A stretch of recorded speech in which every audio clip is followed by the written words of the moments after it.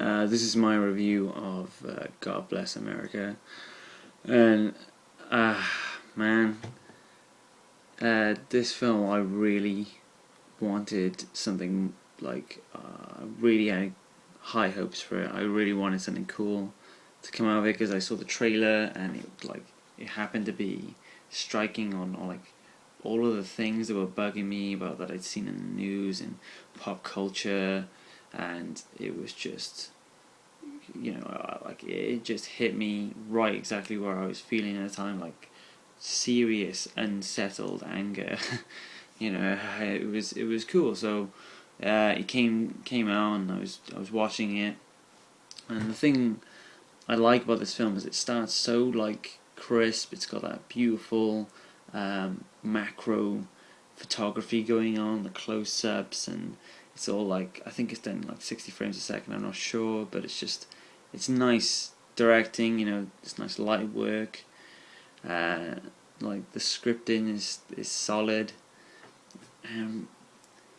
Like it was daring as well. The whole thing with the baby and thrown up in the air, and it's just like blood everywhere, and just utter dark imagery, but like humorous at the same time, which I'm always happy with. I'm quite welcome to that kind of stuff.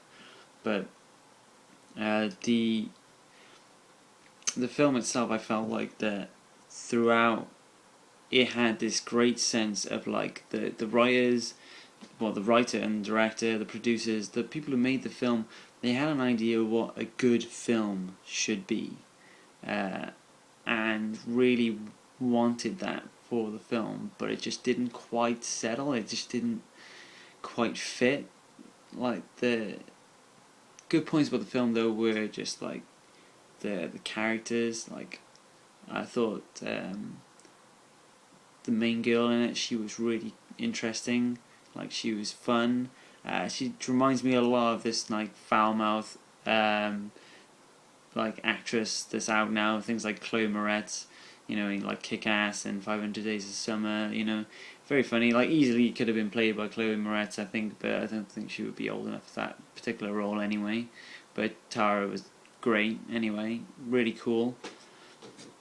But the film sort of has this like strange human touch as well, where like it's never like too cool just for the sake of it. Like when he's stalking his first kill, his first execution, you could say, where he decides that that girl is just beyond self-absorbed and needs to be like removed from reality because she has no benefit to us whatsoever. And like he goes to sort of like walk away slowly, like smoking the cigarette to the theme in his head of his first kill, and like the thing falls on the floor and doesn't blow up the car, and it's just kind of like human and like realistic in a sense, and the realism was really appreciated in the film. So it wasn't an excuse to look badass and cool while sickening to people who we have all deemed unpopular in culture, the unpopular culture. So I thought that was really cool about the film. I liked the dig at like Bill O'Reilly's like parody, Fuller, who recently I enjoyed Devil May Cry DMC's like parody of him, where he's like some sick demon who's giving off to like the masses and using a veil of like Catholicism as his reasons for having all this horrible stuff happen and it being justified.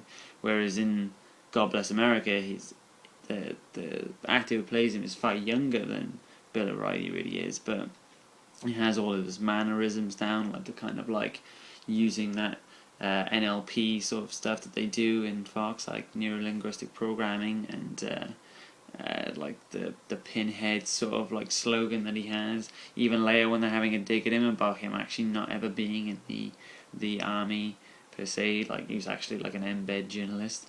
So that was really cool. Like the guy is just beyond sick and annoying, but yeah. So that was cool to see. Real strange sort of the recognizable people. Like there was pretty much no one I recognized from the movie, so that was interesting. Lots of new actors to see in the game.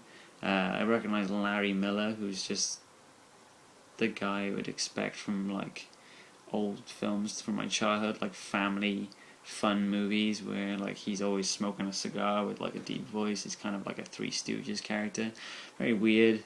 And then there's like, what's his name, Jeff Pearson, who's like was the chief of police. Spoiler alert on that. He was like chief deputy chief in Dexter. That's literally the only two people I recognise in the whole movie. So there's lots of new, like, fresh blood out there just getting like screen time and showing what they can do. I know that the main actress in it, she got like nominated for Best Actress award. She didn't get it. I think it was like someone like Dakota Fanning or something that year. I can't remember. But then, so that was really cool. I like, it's like indie. But I felt like by the end of the film didn't realize the potential of the characters and the story, like the concept. I think that it just sort of fell flat at the end with like them being taken out of the equation, and like I saw this could have been like Dexter meets Breaking Bad, with a kind of like, if it was a HBO 24 episode special where like every week we would see someone from, like, say, unpopular culture get gunned down by like the two characters, like, and sort of really have like a fresh imprint of like social culture and the media, and just be on the main vein about everything. Like, it would be really cool. It would be just something that could have just gone way further. Like, they could have even left the country. They could have done all types of stuff. So, yeah, like, it's similar to how South Park every week that they release an episode when they're having a series, they have the opportunity, just because of the way it's made, they have the opportunity to be really contemporary with like their ideas and really up to date with everything that's going on. So it's like, if you're paying attention to pop culture and politics and the news, and you love like comedy and dark humor, you can watch an episode of South Park and you can laugh about those things that you've had. Like, so it's just quite refreshing to know that someone else is out there paying attention to what you are, and then obviously turning it into something that can be enjoyable and fun and crazy. And that's what I saw from this film. I saw that it could have been something that really could have been fresh and fun, and it could have been more, just lots more. So it's just an unrealized concept. I think it's like they didn't really get what it deserved. But definitely an enjoyable film. I really enjoyed the big ups to those 3 documentaries outside the cinema. That whole thing with the Food Incorporated, Jesus Camp, and Man on a Wire, like mandatory educational videos for anyone who gives a shit about anything. Like, I really love those documentaries. So it was nice to see some advertising in a movie that wasn't directed to piss me off, to pull me out of the film. So that was really cool. Just mad. I'm ashamed that they don't like high fives, because I like a good high five now and again. Maybe a low five. I don't know. Depends. Mental high five. Definitely. But yeah, other than that, like, it's a cool film. It deserved more though. I think it deserved more of a run and more of a budget if it didn't get it. Big shout out to Philly D as well, because literally I made a YouTube specifically because of PDS and SourceFed. So much respect, and keep going, keep good work. So peace.